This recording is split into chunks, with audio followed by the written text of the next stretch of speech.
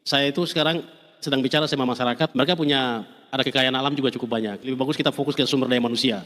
Daerah-daerah konflik ini, supaya silakan mau konflik terserah, tapi anak-anak kita ambil supaya besok mereka jadi tuan di atas tanah Papua itu sendiri. Kita tidak bisa rem waktu. Apa sih yang pendidikan yang kita harus buat di daerah konflik seperti begini? Kita tunjukkan kepada negara ini bahwa Papua bukan Indonesia Timur bukan pelengkap, tapi pengisi pembangunan di negara ini. Halo teman-teman, selamat datang kembali di Manuskrip Papua, di mana setiap cerita adalah jejak perjuangan dan setiap suara adalah harapan dari Timur Indonesia. Dalam sebuah gelaran inspiratif bertajuk Talk Show Gubernur Papua Tengah, Bapak Meki Fritz Nawipa hadir sebagai narasumber utama dalam rangkaian kegiatan Genius Expo. Acara ini menjadi momentum penting untuk menyuarakan semangat perubahan dari tanah Papua. The governor delivered more than just a story. He delivered a mission to empower the youth of Papua to innovate, to explore through research, and to rise as agents of transformation for their homeland. Gubernur menyampaikan bahwa keberhasilan bukan sekadar pencapaian pribadi, tetapi tanggung jawab kolektif untuk membawa Papua menuju masa depan yang lebih cerah. Kisah perjalanan beliau, yang penuh dengan tantangan dan harapan, disampaikan dengan gaya yang bersahaja namun menginspirasi. The presenter was so beautiful and charming, creating a more intimate atmosphere. The audience felt at ease and enjoyed the discussion. Pembawa acara yang memesona justru mencuri perhatian banyak penonton, bukan hanya karena penampilannya yang menawan, tetapi juga karena kemampuannya membawa suasana menjadi hangat, cair, dan penuh antusiasme. Namun demikian, isi dan pesan dari Bapak Gubernur tetap menjadi sorotan utama. His words were not just heard, they were felt. Ia menyentuh semangat generasi muda Papua untuk tidak hanya bermimpi, tetapi untuk beraksi. Acara ini bukan hanya sebuah talk show, it was a spark. Pemantik semangat bagi generasi muda Papua untuk berani menulis babak baru dalam sejarahnya sendiri. Friends, don't forget to leave a positive comment. Warm greetings from Manuskrip Papua, a YouTube channel that shares stories from West Papua. Manuskrip Papua. Get ready for the countdown. 3, 2, 1. Iya, sosok yang luar biasa Bapak Meki Nawipa, Gubernur Papua Tengah. Mulai dari perjalanan beliau, mulai dari Papua ke Jakarta, sampai ke Melbourne, Australia untuk menempuh pendidikan dengan gigih dan iman yang percaya kepada Tuhan. Bahwa Tuhan terus menyertai semua perjalanannya membawa Pak Meki menjadi sosok gubernur yang sangat kita hormati, Gubernur Papua Tengah. Pastinya Pak Meki ini menjadi tokoh inspirasi bagi kita semua, menjadi contoh bagaimana hidup harus bisa berjuang untuk bisa meraih peluang-peluang yang ada. Untuk itu kita beri tepuk tangan dan kita lebih mengenal lagi Bapak Meki Nawipa, Gubernur Papua Tengah.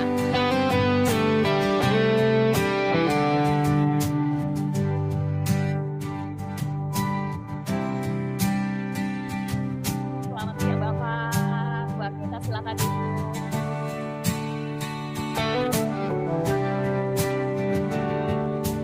Ya, inilah sosok yang kita nantikan. Pastinya juga sudah tidak asing bagi kita semua, tapi rasanya Pak Meki ingin kenal lebih lagi karena Bapak punya perjalanan hidup yang sangat luar biasa, bisa menjadi sosok inspirasi dan buahnya sudah berapa ribu anak-anak ya Pak ya, sangat luar biasa nih. Pak Meki, apa kabar? Boleh dibantu Pak? Baik saja. Baru sampai nih Pak, dari Papua atau dari mana nih? Belahan dunia mana nih? Tadi malam tiba di sini. Wah baru sampai. Langsung dengan semangatnya langsung bisa berbagi kita semua untuk melihat adik-adik ya. Ini ada didiknya dari Bapak sendiri ya. Sebenarnya saya diundang tanggal 17 tidak salah ya. Tapi sibuk tidak bisa hadir. Jadi kemarin setelah dari kantor langsung ke sini. Minta maaf. Tidak apa-apa toh, tepuk tangan dulu. Luar biasa sekali. Jadi di tengah padatnya jadwal, Bapak udah buat jadwal ternyata udah bisa tetap membuat hari ini untuk bisa jadi kenyataan, bisa ketemu dengan teman-teman semua di sini, Bapak Ibu semuanya, dan tentunya menjadi semangat bagi kita semua nih Pak Meki. Bapak kalau ditanya di waktu kecil, apakah Bapak bercita-cita jadi gubernur? Sempet gak sih berpikir atau masih pengen main bola mungkin, atau mungkin mau jadi guru? Apa sih cita-citanya waktu kecil? Waktu kecil itu kan kita tidak pernah berpikir untuk jadi gubernur. Jadi di kampung kita itu kan kita tidak tahu mobil. Enggak ada mobil. Tidak ada mobil, tidak ada motor. Kita hanya tahu pesawat, jadi kita mau jadi pilot saja begitu. Wow, keren ya. Ini di Papua Tengah nih Pak. Jadi di Papua Gunung itu kan jalan tidak ada. Jadi kita ini orang kaya Ibu. Luar biasa Lain Pak. langsung lihat pesawat. Pesawat ya. Kalah ini Pak, kita yang di kota-kota besar di Jakarta belum tentu Pak. Lihatnya cuma mungkin motor, mungkin ada yang ngelihatnya sepeda, gojek gitu ya Pak ya. Bapak udah langsung lihatnya pesawat terbang. Iya makanya waktu saya datang ke Bogor itu ada teman saya dari Jawa tanya, kamu kesini naik bis kah? Saya dalam hati ini orang siapa ini? Mohon maaf ya. Apa itu? Saya pikir orang Jawa itu hebat-hebat, ternyata dia tidak tahu. Tidak tahu dia apa itu pesawat terbang. Jadi berbanggalah semua dari Indonesia Timur. Mana suaranya? Tepuk tangan dong. Kalian luar biasa. Kalian pergi sekolah bukan naik bis, betul? Kalian dari Indonesia Timur ke Jakarta naik apa? Pesawat. Kayak semua tepuk tangan dong untuk kita semuanya di sini. Luar biasa Pak Meki ya. Jadi kalau dari Indonesia Timur itu adalah orang-orang kaya semua ya. Kaya hati juga, kaya ilmu juga sekarang ya setelah bersekolah di sini. Luar biasa sekali Pak. Nah bagaimana Pak dengan kondisi kekayaan Bapak waktu itu ya, waktu lahir langsung lihat pesawat terbang gitu. Tapi pastinya banyak juga perjuangan dengan, mohon maaf ya, dengan keadaan ekonomi di daerah Indonesia Timur, khususnya di Papua, bagaimana dengan fasilitas sekolah, bagaimana Bapak bisa memfasilitasi, bagaimana bisa mencapai cita-cita sampai menjadi seorang pilot dan bahkan bisa sekolah sampai ke Melbourne, sekolah Bible di Melbourne dan akhirnya menjadi seorang gubernur. Pastinya ini kan tidak mudah ya? Ya memang tidak mudah karena kita itu kan tidak tahu tentang dunia luar. Seperti sekarang kan ada HP terus bisa telepon. Kalau kita kan tidak ada zaman itu. Jadi kalau mau ke kota harus jual kelincir, jual ayam gitu. Jadi orang tua jual. Nanti mama saya itu dia diajar oleh misionaris untuk buat super mie dari tepung, dari ini. Buat sendiri? Buat jadi sendiri ya. Mie instan seperti makanan-makanan sekarang itu semua buat sendiri? Dulu mama Papua itu hebat. Sekarang luar ini yang biasa agak mama-mama susah. itu ya. Mama-mama Papua luar biasa mengalahkan mama-mama yang ada di sekarang ya. Wah luar biasa. Lebih sehat juga ya Pak Meki ya? Oh iya, kita hidup dulu sehat walaupun tidak tahu kota. Taunya pesawat terbang langsung bandara ya, langsung keluar. Kenapa saya mau jadi pilot? Karena dulu itu kan orang barat saja yang bisa terbang. Orang Indonesia juga tidak, maksudnya teman-teman dari luar Papua juga belum terbang di Papua. Hanya yang ada itu orang Amerika saja. Jadi, wah orang Amerika bisa, kalau kita tidak bisa bagaimana gitu. Jadi patokannya langsung lihat orang luar. Karena kita dulu kan tertutup, tidak ada televisi. Televisi juga hanya hitam putih di kantor kecamatan gitu ya. Jadi mau nonton antre, ya bayar apa, anaknya camat itu ubi begitu baru bisa nonton gitu. Wah luar biasa sekali. Seru sekali ya ternyata ya. Memang pengalaman ke Papua itu sangat menyenangkan. Saya pernah tugas juga, tugas jurnalis ke Papua dan menjadi sebuah pengalaman tak terlupakan karena pulangnya sendiri. Dari daerah 5 menuju Timika, jadi saya balik sendiri Pak. Naik pesawat, katanya pesawatnya ini habis nganter babi, jadi saya bisa pulang. Kalau babi gak diantar saya gak bisa pulang, karena hanya ada pilot dan saya. Saya bilang luar biasa dengan perjuangan adik-adik di sana yang pengen maju. Dan hari ini bisa lihat di sini Bapak dan juga adik-adik merupakan sebuah kebanggaan dan rasa haru melihat bagaimana ingin maju untuk Indonesia, khususnya dari Indonesia Timur ya Pak. Nah kalau Bapak waktu kecil begitu sulit ya bisa dikatakan, meskipun dengan kemewahan melihat mimpi besar gitu ya, pesawat dan juga orang-orang dari luar. Mungkin waktu itu juga gak tahu di mana Jakarta kali ya Pak Meki ya? Jangankan Jakarta, Nabire saya tidak tahu. Oh Nabire aja nggak tahu. Kalau di sini waktu masih tinggal di Indonesia Timur, ada yang tahu Jakarta nggak sih adik-adik? Siapa yang tahu Jakarta waktu masih belum ke Jakarta? Ada yang tahu? 1, 2, 3, 4, 5, 6, 7, 8, 9, 10, 11, 12. Coba sekali lagi, siapa yang tahu Jakarta sebelum sampai ke Jakarta? Wow, kurang lebih mungkin 20-30% ya yang mendengar kata Jakarta Pak Meki ya. Waktu Bapak aja belum tahu Nabire, makasih adik-adik boleh turunin tangannya. Ternyata di zaman sekarang pun masih banyak ya yang belum tahu di mana kondisi Jakarta. Jadi taunya langsung ke luar negeri. Dulu itu saya punya cita-cita, jadi dulu saya nonton saya sedikit lincah di kecamatan. Boleh majikin dikit Pak? Oh ya, Kasih. agak sedikit aktif jadi Pak Camat orang Batak Situmorang itu percayakan saya untuk pegang televisi yang hitam putih, jadi bisa on off itu, terus hidupkan aki. Jadi setiap hari Kamis atau Jumat tidak tahu, jadi saya lupa, sudah lama sekali, sudah berapa ini, 35 tahun atau 36 tahun gitu. Jadi nonton Superman tuh, jadi dulu tuh, manusia baru bisa terbang-terbang tuh luar biasa gitu. Iya. Luar biasa, tepuk tangan untuk Pak Meki. Jadi dari kecil ini Bapak udah lihat banyak orang hebat ya sebenarnya, punya gambaran orang hebat. Seperti pilot bisa menerbangkan pesawat, Superman bisa terbang. Jadi Bapak melihat sendiri ya melalui visual-visual yang ada waktu kecil. Di televisi, jadi Pak Camat itu percayakan saya untuk pegang televisi itu. Jadi saya pakai kekuasaan saya waktu itu. Dipeluk nggak Pak? Jadi anak-anak teman-teman menonton harus bayar ke saya dulu. Waduh. Jadi bagian kolek dong. Jadi dapatnya apa Pak? Kelinci, ayam, atau zaman itu udah pasti ada? Itu ada ubi terus air hijau gitu ya. Jadi kita dulu kan susah daging juga, dapat daging juga susah. Jadi Susah, oke. iya. Kalau anak-anak sekarang kan zaman otsus jadi semua ada. Begitu. Waduh, seru dong Pak. Jadi Bapak setelah menjaga TV itu pulang ke Bapak, Ibu, ke Mama itu, Mama saya punya sayur, saya punya ada ubi gitu ya. Tidak, kita dulu tuh apa ya?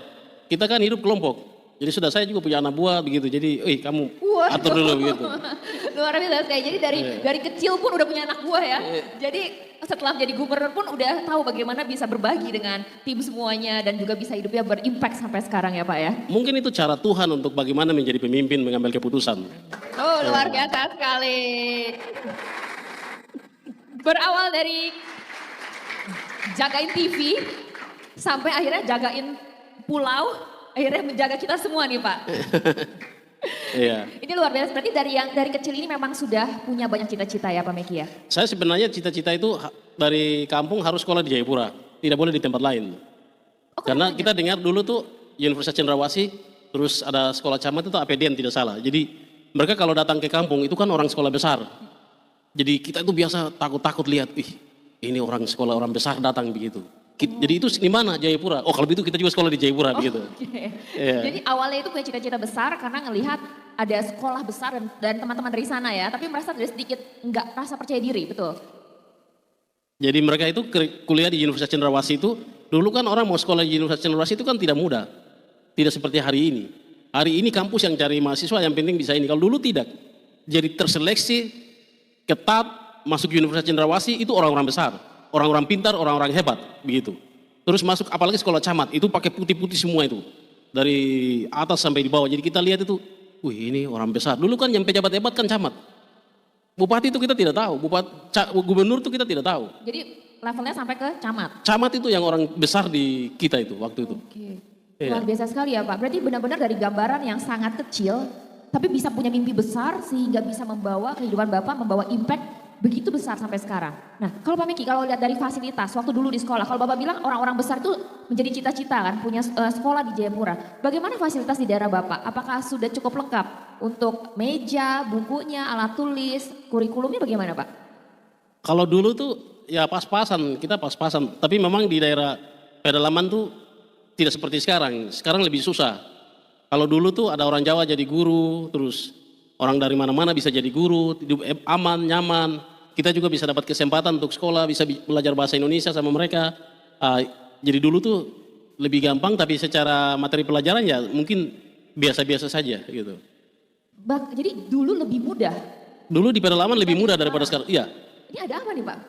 Ya tidak tahu, tapi pokoknya dulu lebih mudah karena kalau saya sih berpikirnya dulu tuh ya saya bersyukur karena bisa lahir dulu. Luar biasa. Jadi bangga ya Pak dengan generasi Bapak ya. Jangan ikut genset ya Pak. Jadi memang di setiap dari fase kehidupan itu setiap musim pasti ada hal-hal baik ya. Dan yang kita senang adalah Pak Meki bisa melihat bahwa ada hal baik pada waktu kecilnya. Sehingga membuat memori-memori baik itu yang dibawa untuk bisa memimpin pada saat ini ya. Nah kalau melihat ini Pak, kalau dari kondisi selain sekolah ya, ekonomi gimana dari Bapak, Ibu, orang tua di rumah? Kalau dulu itu kan saya sih tidak tidak seperti teman-teman saya. Bapak saya itu guru Injil jadi masih bisa dapat gaji dari guru itu. Terus teman-teman saya itu yang kasihan karena mereka pintar-pintar tapi setelah selesai SMP tidak bisa lanjutkan karena harus pakai pesawat. Wah, berat terus sekali ya. iya, waktu selesai SD kita harus pindah ke ibu kota kecamatan, harus numpang sama orang lagi. Nanti libur panjang baru pulang. Jadi kalau anak-anak datang ke sini dengan tidur di asrama dengan mewah, kalau tidak pakai kesempatan ini, sayang sekali. Karena dulu kita itu kita tinggal dengan orang, harus dengar, tidak boleh ini. Pulang sekolah harus kerja kebun. Karena kalau tidak kita numpang sama orang, ya terbawa Tidak mungkin juga kalau kita perasaan begitu mungkin ya. Iya.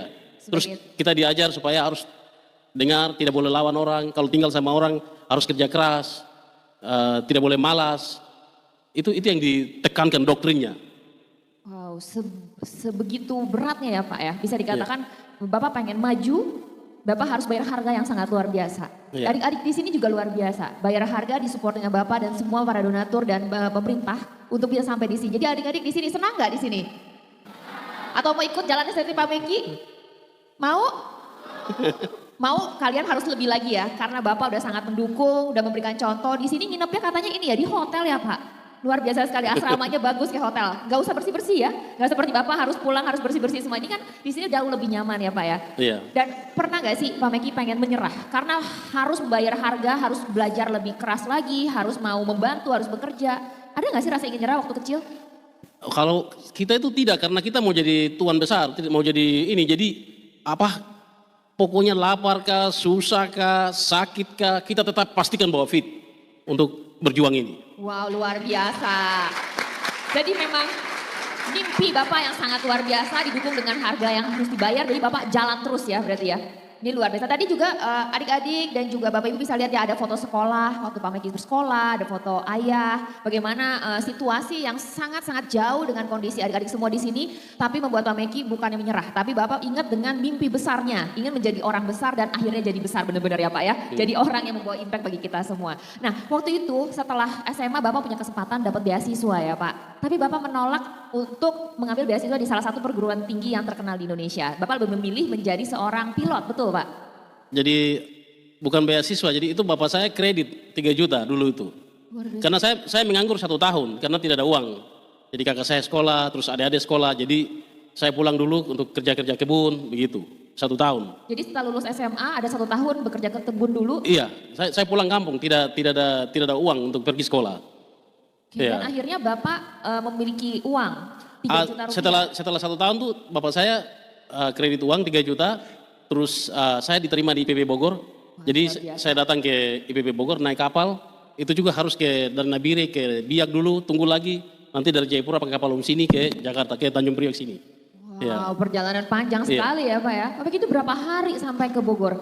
1 minggu. 1 minggu? Iya. Nah apa sih yang Bapak akhirnya memutuskan saya nggak mau deh, saya tetap mau jadi pilot. Ini kan perjuangan juga udah tidak Iya. mudah ya untuk dari orang tua, terus juga perjalanan Bapak sampai ke Bogor. Tapi akhirnya Bapak memilih menolak untuk masuk IPB dan akhirnya memilih jadi pilot. Cita-cita saya itu kan dari SMP, saya harus sekolah di Jayapura, selesai. Setelah itu harus di Jakarta, tidak boleh lagi di Bogor. Oh, oke. Jadi di ibu kota negara ini. Nggak boleh Jakarta coret gitu nggak boleh ya Pak ya. Jadi Jabodetabek itu nggak masuk, pokoknya harus masuk. Harus dengan Jakarta. kota Jakarta. Ya. Oke. Terus waktu itu apa lagi? Karena alasan itu Pak yang membuat Bapak akhirnya memutuskan deh saya balik aja deh saya mau sekolah pilot. Sebenarnya saya ingin mau jadi penerbang itu supaya saya bisa melayani masyarakat di Papua suatu saat. Jadi apa? Luar biasa Iya. sekali Pak Meki, kita beri tepuk tangan ya. Jadi bukan karena lokasi ya Pak, tapi karena keinginan hati. Betul. Ingin jadi pilot karena ingin melayani. Karena adalah sebuah media yang memungkinkan Bapak untuk melayani adalah melalui pekerjaan Bapak sebagai seorang pilot seperti itu. Betul. Nanti kalau saya bisa terbang ke pedalaman kan anak-anak orang Papua bisa lihat saya, orang Papua juga bisa begitu. Jadi cita-cita saya itu supaya mereka juga jadi pilot gitu. Menjadi contoh nyata kembali Iya. lagi membangun daerah sendiri ya Pak ya. Iya. Nah ini biayanya gimana nih Pak? Dan bagaimana juga mungkin Bapak, Mama, Papa gitu ya, Ayah Ibu ketika Pak Meki kembali ke Papua dan memilih jalur yang berbeda. Jadi sampai sekarang masih ada saya simpan surat saya. Jadi bapak saya itu tulis kalau tidak ada uang kembali saja ke IPB. Ya, Dan- karena mahal sekali kan Pak Betul. untuk biaya menjadi Betul. pilot itu. Surat bapak saya itu sampai sekarang saya masih simpan. Dan saya katakan setelah baca bahwa tidak, saya harus go forward. Dan harus ambil resiko. Dan setelah itu saya pulang ke Papua, datang ke Freeport, cari beasiswa. Saya ketemu satu orang yang namanya Leroy. Terus Pak Leroy ini, dia suruh saya tes TOEIC, bahasa Inggris itu. Dia sudah tahu pasti saya tidak lulus. Tapi ya, politik dia mungkin. Jadi dia suruh kau tes, saya tes tidak lulus. Dia kasih saya kertas tidak lulus. Terus ya sudah tidak apa-apa, saya datang ke Jakarta lagi. Jadi nggak patah semangat waktu itu? Oh tidak, Wah luar Ya. biasa sekali. Tepuk tangan dong untuk semangatnya Pak Meki. Jadi balik Papua tertolak, nggak kecewa, berangkat lagi ke Jakarta. berangkat ke Jakarta saya ketemu orang Freeport di sini lagi. Jadi Kekeh ya, ini kalau dibilang kalau anak kecil ngeyel juga udah ditahu. Bilang nggak bisa diterima, coba lagi pakai jalur lain. Ini luar biasa banyak jalan menuju Roma dan Bapak jalan ini ya. Dan ketemu orang-orang Freeport di Jakarta. Nah waktu itu bagaimana respon? Jadi saya ada pakai strategi lain lagi. Jadi saya pergi tes dulu, dapatlah student pilot license SPL namanya. Saya datang ke Freeport bahwa saya sudah lulus, kan bayar, gitu. Dan mereka bayar. luar biasa sekali ya. Mereka kaget dong. Oh iya, Ini anak kecil mau ngapain gitu ya. Ya sudah, yang penting ada SPL. Kamu mau percaya atau tidak, sudah ada surat ini. Tinggal saya mau sekolah saja. Akhirnya saya ketemu Pit Magal, salah satu orang Papua yang tangani beasiswa itu. Pas di Plaza 89 tuh, lantai bawah, dia ketemu saya. Saya ketemu dia kaget. Jadi dia panggil saya, Fritz bagaimana? Bapak saya sudah lulus sekolah pilot ini.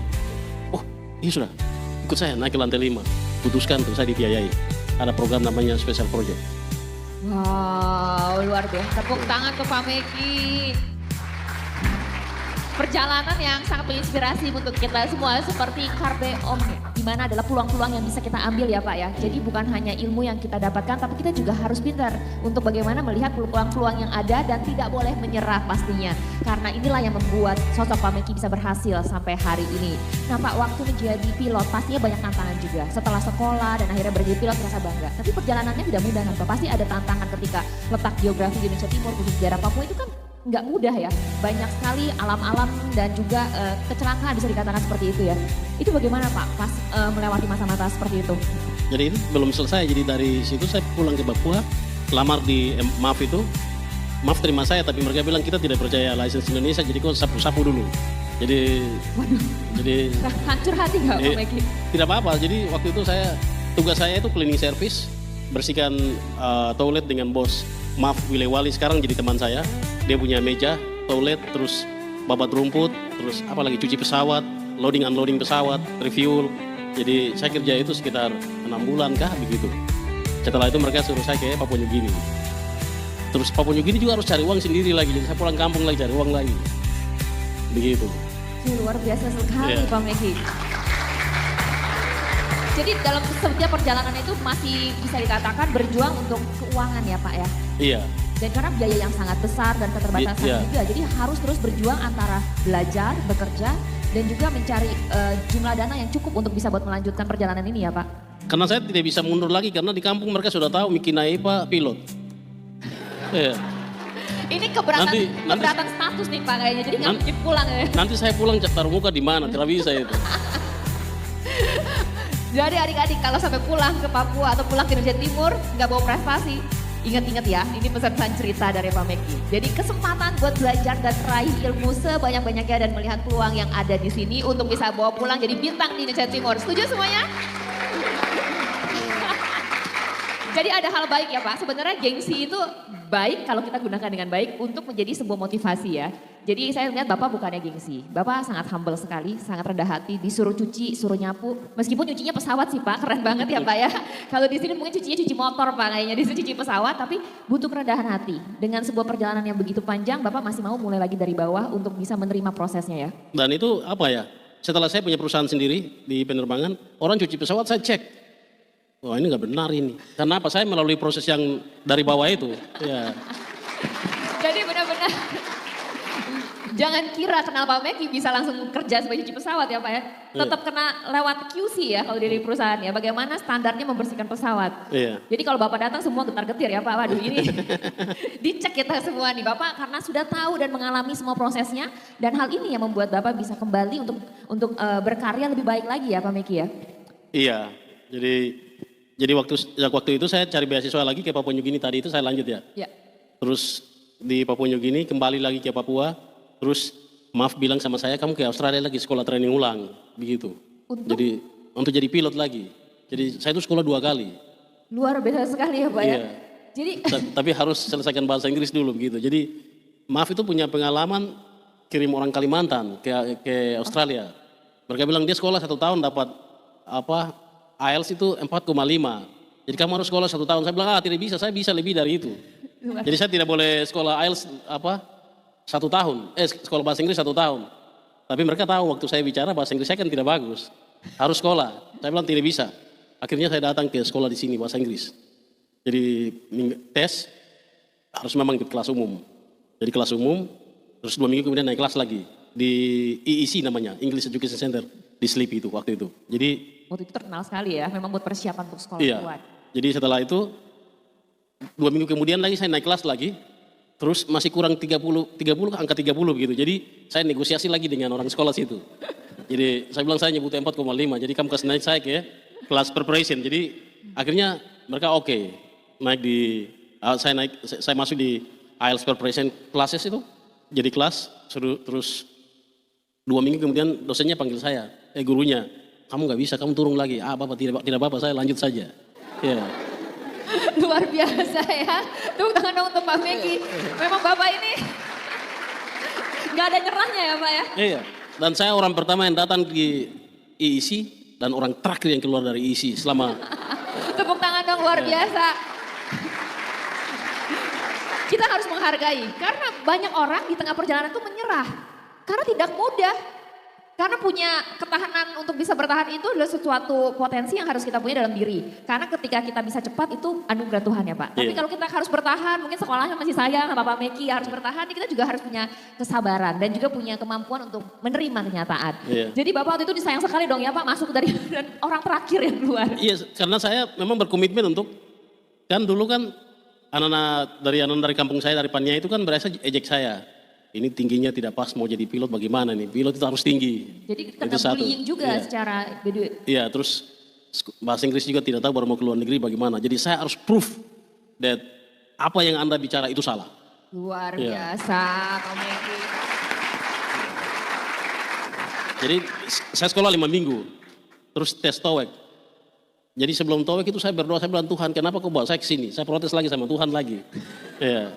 Akhirnya sebelum besok ujiannya Tuhan kasih saya jawaban.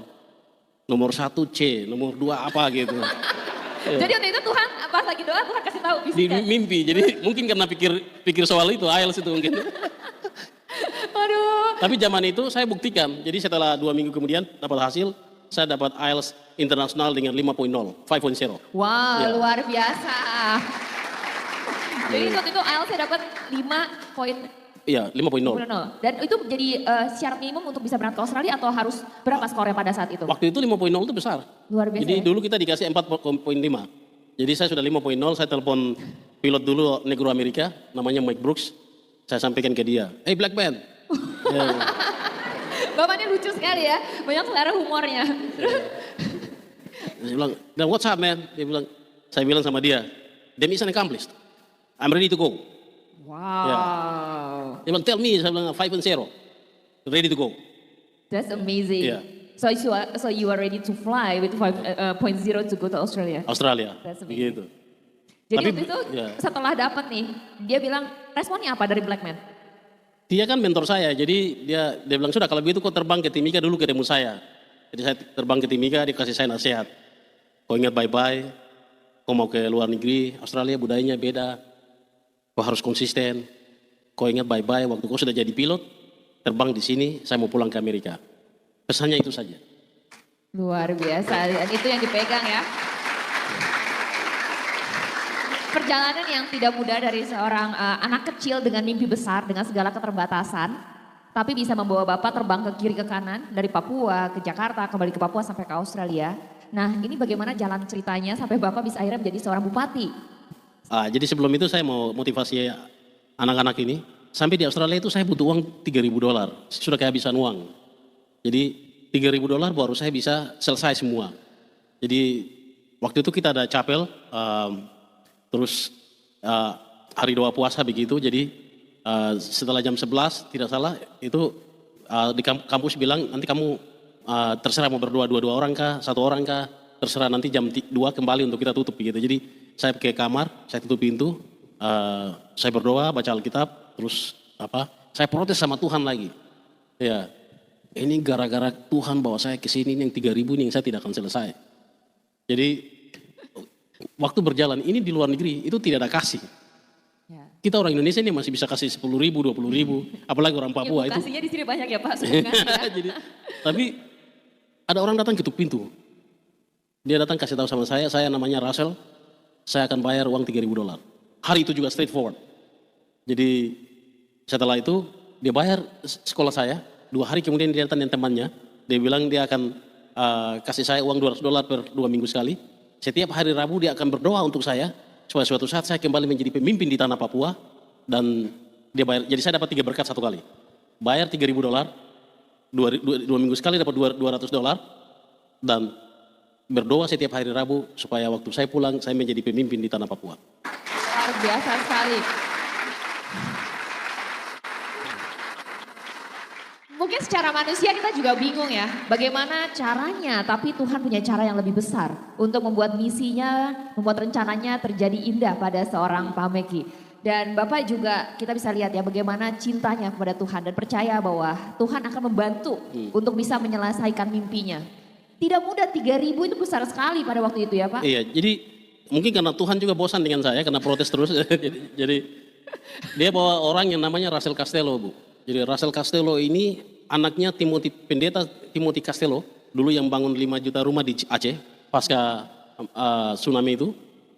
Yang kedua Peter Costello, waktu itu Menteri Keuangan Australia aktif. Jadi Tuhan langsung kasih bapaknya menteri yang bawa uang ke saya. Wow, luar biasa sekali ya. Gimana Bapak bisa dikenal saat itu dan tahu bahwa Bapak ada kebutuhan? Mungkin dari kampus itu mereka ada kirim surat ke news begitu ke gereja-gereja. Dia berdoa, mungkin pada saat saya berdoa juga Tuhan gerakan dia untuk datang ke saya. Nyambung ya Pak ya, langsung connect nih satu Iya. algoritmanya berjalan. Bersatu dalam roh. Bersatu dalam roh. Luar biasa sekali.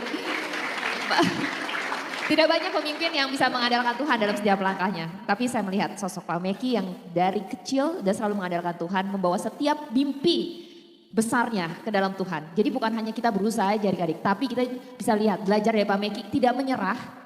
Dan kedua, kalau curhat itu ke Tuhan. Tuhan saya perlu ini. Dan bagaimana dengan semangat Pak Meki juga kalau ditolak masih terus coba lagi. Membuat Pak Meki bisa menjadi sosok yang sangat berhasil, yang menjadi inspirasi bagi kita semua. Jadi jangan menyerah adik-adik, semangat semuanya. Semangat, wah senyum semua nih Pak. Ini semua adik-adik dari Indonesia Timur pastinya sangat bangga sekali ya. Berkat Bapak mereka ada semua di sini. Nah kalau Bapak perjalanan tersebut, bagaimana akhirnya Bapak bisa bertukar, bisa dibilang dari bidang aviation ya, dari penerbangan. Bapak berangkat, akhirnya semua udah sukses sesuai dengan impian. Kenapa Bapak bisa jadi bupati dan bagaimana ceritanya? Jadi ceritanya itu, saya itu dapat kerja di Australia Utara. Jadi terbang di Anam Land, Gulf, di sekitar situ dengan MAF. Tapi saya menolak. Jadi interview ketiga saya tidak masuk karena saya cita-cita harus pulang ke Papua. Tiba-tiba punya panggilan itu atau memang dari dulu? Memang dari dulu kan yang tadi itu. Dari kecil memang mau? Iya, Oke. jadi bagaimana supaya orang Papua itu bisa melihat bahwa kita juga bisa jadi pilot gitu. Jadi akhirnya saya tolak, saya pulang, cari kerja lagi, lamar-lamar lagi kan. Jadi saya diterima di Susi Air, terus sampai di Papua. Saya sudah punya sekitar 12.000 jam terbang Ibu. Udah banyak ya Pak ya saat itu ya? Oh iya, jadi terus saya melihat betapa susahnya orang Papua itu. Jadi yang di media itu semua baik-baik. Tapi yang betul-betul real di lapangan itu pasti tidak seperti apa yang biasa bicara di media. Jadi saya kan tidak bisa buat apa-apa Bu. Saya hanya bisa terbang, bawa ibu hamil, gratis, saya kasih gratis. Ya, Sama sekali nggak ada biayanya? tidak bayar. Luar biasa sekali. Nanti kalau lihat di video itu ada anak kecil-kecil yang saya bawa, itu umur 6 tahun, 7 tahun dari Anggruk, Kosarek. Saya bawa ke Jayapura karena tidak ada guru di daerah pedalaman. Jadi mereka harus sekolah di Jayapura. Terus hamba-hamba Tuhan atau guru, mantri, itu susah karena kebanyakan mereka ada di kota. Jadi dengan semua yang saya lihat bahwa mungkin kalau Tuhan bisa kasih saya kesempatan untuk bisa jadi bupati atau gubernur suatu saat, saya bisa buat lebih dari itu karena saya sudah tahu lebih banyak daripada politisi yang ada di sana. Luar biasa sekali ya. Jadi memang pengalaman-pengalaman ini yang dibawa ke dalam sebuah program ketika Bapak menjadi bupati. Jadi waktu terbang itu, waktu saya bawa pasien, saya bawa anak-anak sekolah, itu saya selalu berdoa gitu. Saya bilang Tuhan, kalau Tuhan kasih saya kesempatan satu kali saja, saya jadi pemimpin, saya akan pastikan anak-anak ini sekolah dengan baik. Dan itu komitmen saya dengan Tuhan. Wow, tepuk tangan. Sebuah mimpi dengan niat yang begitu baik. Dan waktu itu akhirnya Tuhan kasih kesempatan itu. Iya, dan puji Tuhan karena mungkin hati tulus dan bersih ya. Jadi saya itu waktu maju Bupati Pania itu lawan incumbent. Semua punya sistem. Tapi Tuhan kasih saya menang besar supaya Tuhan mau mempermalukan mereka-mereka itu. Jadi akhirnya saya masuk, saya lihat, wih sekolah tidak jalan. Di kampung itu tidak jalan semua. Nah, pasti anak-anak Pania di sini yang, kalau yang di Enaro mereka tahu. Tapi kalau yang di pinggiran itu, Enaro saja waktu itu sekolah jam 10, jam 11 pulang, jam 9, 10 pulang begitu. Ini karena nggak ada fasilitas, nggak ada guru, nggak ada. Kelihatannya ya, selain fasilitas, guru juga mungkin nyampe malas. Jadi kita bangun sistem, terus saya bangun karena tidak bisa buka semua. saya bangun 7 titik sekolah, terus kita hire guru kontrak masuk, kita perbaiki sekolah, kita perbaiki sistem di dalam, kita perlengkapi kursi yang bagus, meja yang bagus, infokus semua, terus internet kita perbaiki, listrik saya naikkan dari 18 jam, langsung 24 jam, 4G masuk, apalagi itu, listrik 4G, ya, ya itu yang di ekonomi, tapi sekolahnya kita bangun itu, terus saya suruh tes, kamu pergi sekolah di sekolah Jenius, kamu pergi sekolah di SMK Bagaimana Negeri, SMA Presiden, jadi kita keluarkan lagi. Ada lagi yang kita rekrut begitu. Jadi ada yang kita kirim keluar, ada yang kita tahan. Luar biasa.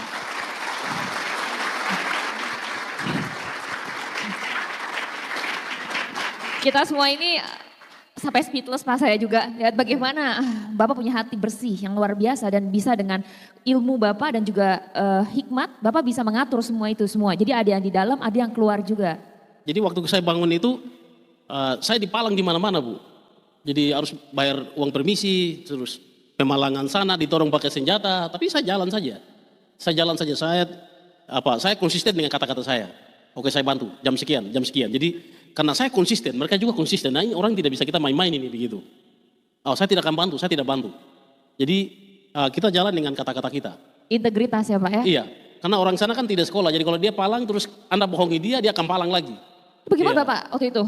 Dengan banyak ada palang, ada juga senjata yang menghadang mimpi besar Bapak untuk bisa menolong adik-adik, menolong anak-anak di daerah Bapak. Di saya selalu melihat bahwa mereka itu adalah korban dari pembangunan. Jadi saya tidak pernah marah dengan mereka. Kalau pembangunan itu menyentuh, pendidikan itu menyentuh, tidak mungkin mereka palang saya. Jadi mereka ini bagian dari korban dari pembangunan dari pemimpin-pemimpin sebelum saya. Oke, jadi cara pandang ya Pak ya, kalau saya lihat cara pandang Bapak adalah tidak marah dengan mereka karena Bapak tahu bahwa mereka juga korban. Mereka juga korban, mereka tidak salah. Jadi Bapak bagaimana waktu itu menghadapi kondisi seperti itu? Kalau mereka ini kan orang-orang daerah, jadi kita maksudnya adik-adik. Jadi, makan dulu di rumah, makan gitu. Jadi pendekatan, diajak dekat sama mereka? Jadi kalau mereka itu tidak butuh uang besar sebenarnya. Hanya pendekatan sentuhan kita dari hati ke hati. Jadi ini yang kita perlu ke mereka. Jadi waktu Paniai kita bangun itu, saya selama 5 tahun itu, 3.000 anak Paniai dapat pendidikan yang layak di Paniainya. Wow, luar biasa, tepuk tangan. Ini buah-buahnya udah sama-sama kita lihat ya. 3.000. Kalau yang terlepas dari macam kita kirim ke Jenius, ke SMA Presiden, terlepas dari situ. Ini baru salah satu proyek yang ada di Papua, belum lagi yang besar-besar, yang lebih besar seperti Jenius dan sekolah lainnya ya Pak ya. Jadi kita kan pasti, sekolah itu kan pasti plus minus. Jadi ada yang bagus di tingkatan ini, ada yang bagus di tingkatan ini. Jadi kita masukkan di setiap level supaya saling mengisi, saling melengkapi. Ya. Nah kalau dari sekolah, mereka kan juga harus bisa bekerja. Bagaimana dengan lapangan pekerjaan Pak di sana? Apakah mereka punya kemampuan dan punya keterampilan yang cukup untuk bisa bekerja di lapangan? Yang kita sekolah ini kan baru selesai SMA ini. Iya. Ya kita tunggu 5 tahun lagi. Iya, kan? Kita tunggu buah-buahnya dengan cerita-cerita keberhasilan dari anak-anak didik Pak Miki semua ya. Pasti mereka akan mampu. Ya, dan ya waktu Tuhan masih kasih kita kesempatan, kita akan buat kebijakan untuk lapangan kerja itu ada. Nah apa sih Pak yang Bapak lihat harus dimiliki dimiliki untuk adik-adik, untuk anak semua di sini supaya mereka punya kemampuan dan mereka punya skill untuk bisa siap di lapangan pekerjaan nantinya?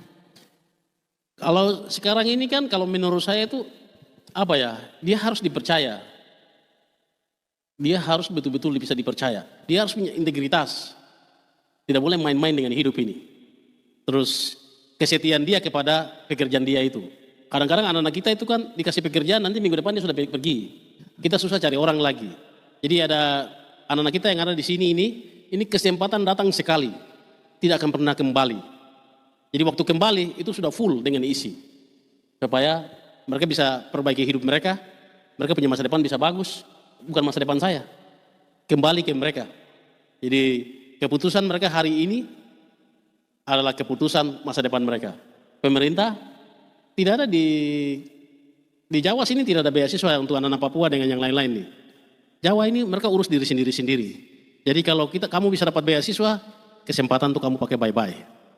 Kamu tidak pakai bye-bye, kamu selesai dari hidup ini.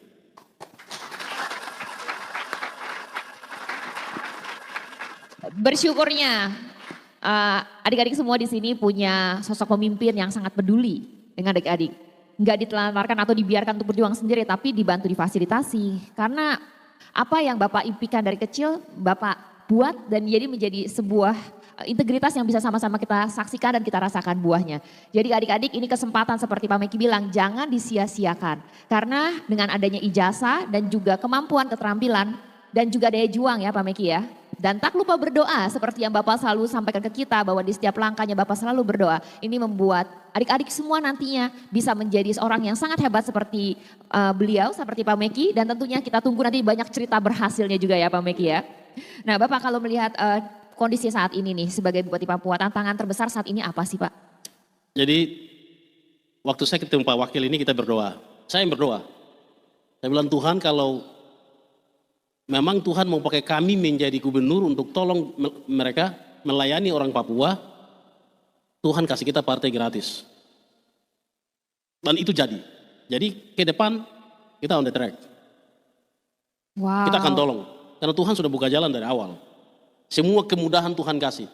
Saya waktu itu jadi bupati satu periode, Pak Wakil jadi wakil bupati satu periode, lawan kita itu incumbent dua periode, tapi Tuhan kasih kita. Jadi ke depan ini menurut saya semua di tangan Tuhan, tapi keputusan kan ada di kita. Kita akan buat yang terbaik untuk anak-anak kita. Luar biasa, tepuk tangan dong, kita dukung Bapak Gubernur kita untuk bisa bersama-sama merealisasikan semua programnya dengan baik. Pak, ini kan banyak sekali ya generasi mudanya di daerah waktu itu ya Pak. Saat ini sampai saat ini juga ya ada 8 kabupaten ya Pak ya. Ada Dongyagi, Intan Jaya, Mimika, Nabire, Painai, Puncak. Nah bagaimana nih Pak sampai ke Puncak Jaya ini kan tidak mudah ya dan tantangannya juga berbeda-beda. Jadi memang IPM kita itu berapa tahun terakhir ini menurun. Karena beberapa daerah itu konflik. Jadi konflik. Tapi waktu saya bupati itu IPM di PAN-nya itu 55,325 begitu. Jadi selama 5 tahun kita naikkan 2%. Jadi 58. Sekarang ini dengan konflik ini kita sedang mengambil langkah-langkah, ada yang sudah ada di sini, ada yang kita bangun boarding school di Nabire, perkuat Nabire dan Timika sebagai daerah aman, terus kita sedang berpikir untuk, kan tidak semua bisa ke sini atau ke ini. Jadi setiap ibu kota kabupaten itu daerah masih aman karena ada keamanan dan lain-lain. Jadi kita ada rencana kalau Tuhan sayang semua jalan baik, kita akan bangun asrama. Jadi anak-anak yang pinggiran yang karena dampak konflik, itu sekolah di kampung mereka di ibu kota kabupaten, Puncak Jaya di Mulia, Puncak di Ilaga, Intan Jaya di Sugapa dan seterusnya. Berarti anak-anak yang di dalam juga dapat peluang pendidikan yang layak, tapi di luar yang sudah keluar ke Nabire dan Timika juga oke, yang keluar dari tanah Papua juga oke. Itu yang kita berharap. Wow, luar biasa sekali. Jadi rencana untuk pendidikan di daerah Papua Tengah ini bisa dikatakan sudah cukup merata ya Pak. Jadi ada yang dibawa ke kota lebih besar, ada yang dikirim seperti ke Jakarta. Dan itu semuanya difasilitasi untuk bisa sama-sama untuk memajukan pendidikan di daerah Papua Tengah. Memang masih ada yang, kalau jujur ada yang tercecer karena konflik, ada yang lari ke Jayapura, kita mulai ada data. Jadi ke Nabire, ke ini, tapi tahun ini kita akan coba dengan satu sekolah asrama di Nabire, Timika sudah ada punya Freeport. Jadi yang di Nabire punya pemerintah. Oke. Kalau ini sudah oke, sudah bagus, kita memang tidak berani terima kelas TK sampai SD kelas 3. Kita hanya terima 4, 5, 6 supaya kita mau lihat formatnya. Terus SMP kelas 1, SMA kelas 1. Kalau formatnya bagus tahun depan baru kita rapikan, setelah itu kita akan maju ke daerah-daerah konflik ini supaya silakan mau konflik terserah tapi anak-anak kita ambil supaya besok mereka jadi tuan di atas tanah Papua itu sendiri. Luar biasa sekali. Keren sekali ya Bapak Ibu dan adik-adik semua dengan semua rencananya Pak Meki di dalam mendukung pendidikan di daerah Papua Tengah. Pak, apa sih yang menjadi fokus nomor satunya selain untuk membangun sekolah-sekolah ini?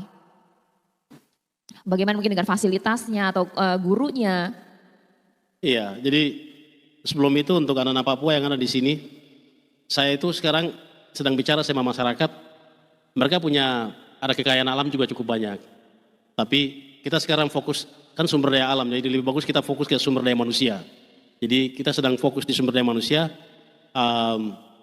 Dinas Pendidikan Provinsi ini, kita tidak punya sekolah di bawah. Tapi semua yang kita ada buatin overlapping semua. Jadi kita ini tidak punya sekolah, gubernur. Yang punya sekolah itu bupati-bupati. Iya.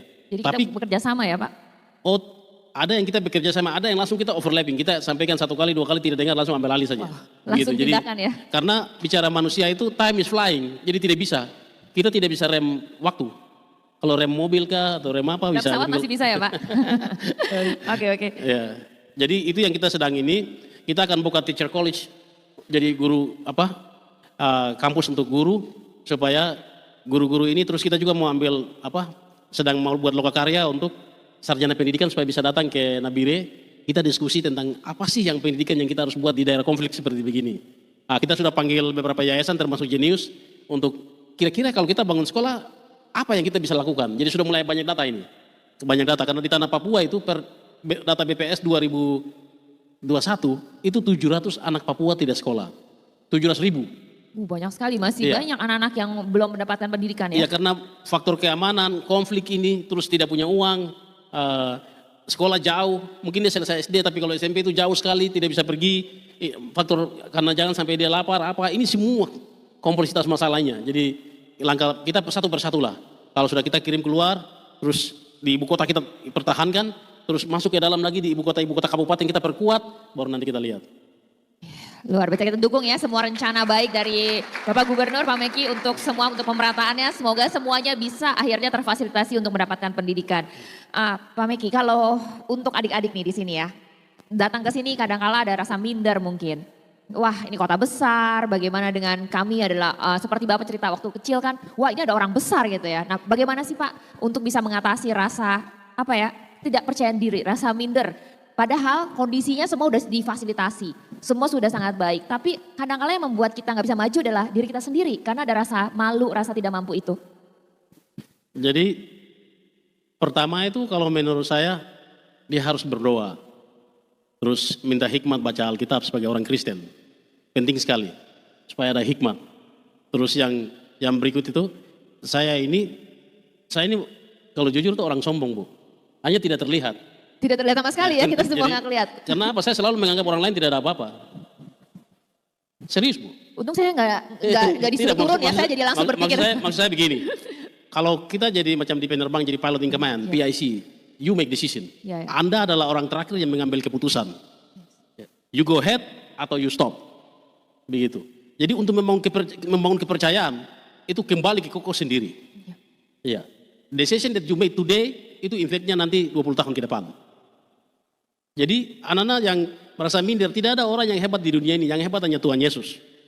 Ya. Luar biasa sekali.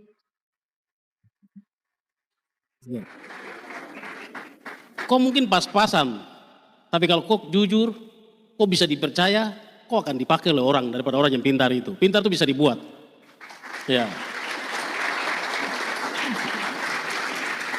Jadi saya sudah ada di dunia industri ini.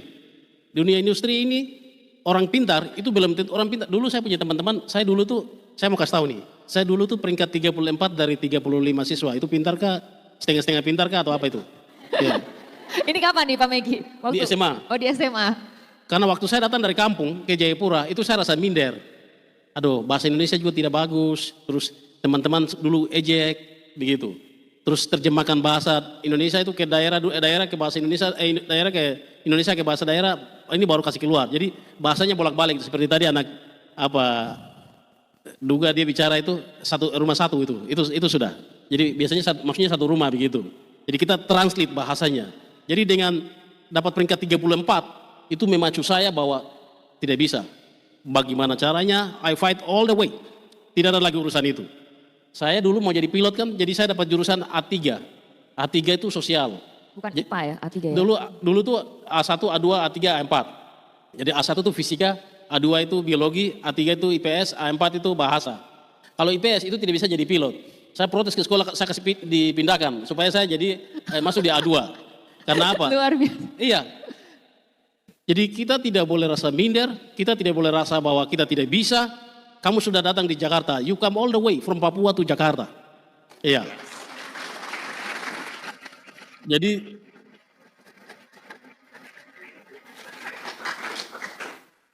ini bukan mau menyindir.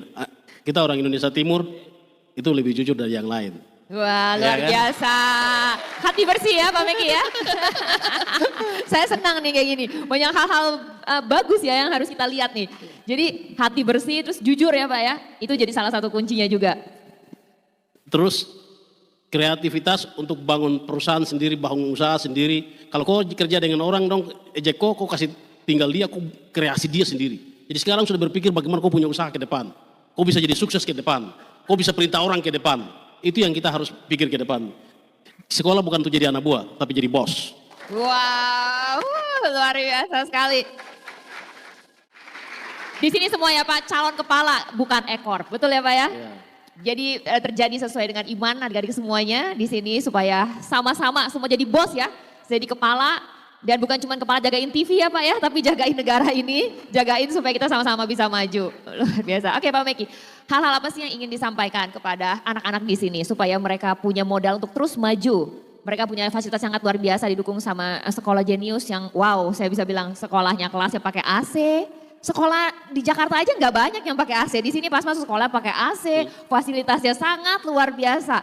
Ini benar-benar kesempatan adik-adik untuk sama-sama buat maju, udah difasilitasi luar biasa bersama Jenius. Jadi kalau boleh Pak, 3 pesan yang bisa diingat untuk adik-adik semuanya. Untuk terus maju dalam perjalanan yang mungkin mereka kadang-kadang mungkin up and down, pengen pulang, jauh, rindu keluarga, rindu mama di sana. Apa sih yang bisa disampaikan Pak Meki dari Gubernur untuk anak-anak semua di sini?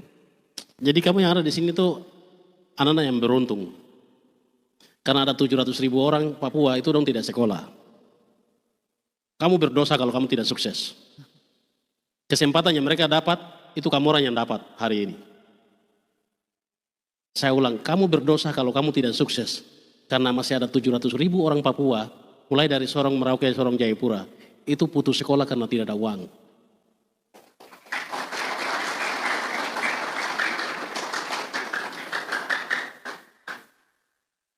Sudah toh? Kamu berdosa kalau kamu tidak sukses. Kamu berdosa kalau kamu gagal. Karena masih ada 700.000 anak Papua di pulau-pulau, di pesisir, di lembah, di gunung.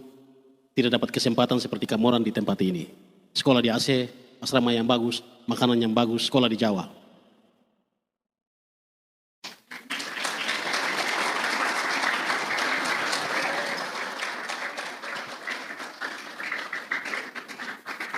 Yang kedua, orang di kampung sana dong sudah tahu kamu sekolah di sini. Kamu tidak malu kah kalau pulang ke Papua baru kamu tidak selesai, sampai SMA langsung pulang. Kalau saya sih malu. Gaya-gaya telepon video call dengan teman-teman kita di Jawa begini-begini. Setelah itu kamu pulang, kamu gagal baru kamu pulang. Kamu malu kah tidak? Buat sampai selesai.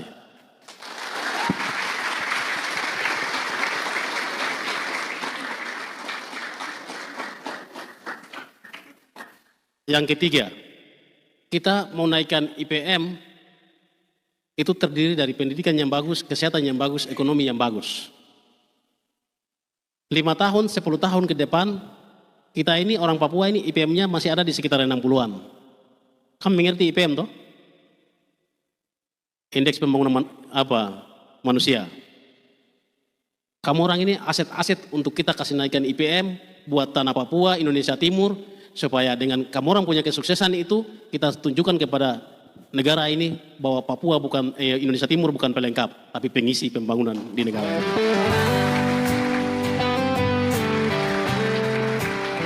Manuskrip Papua.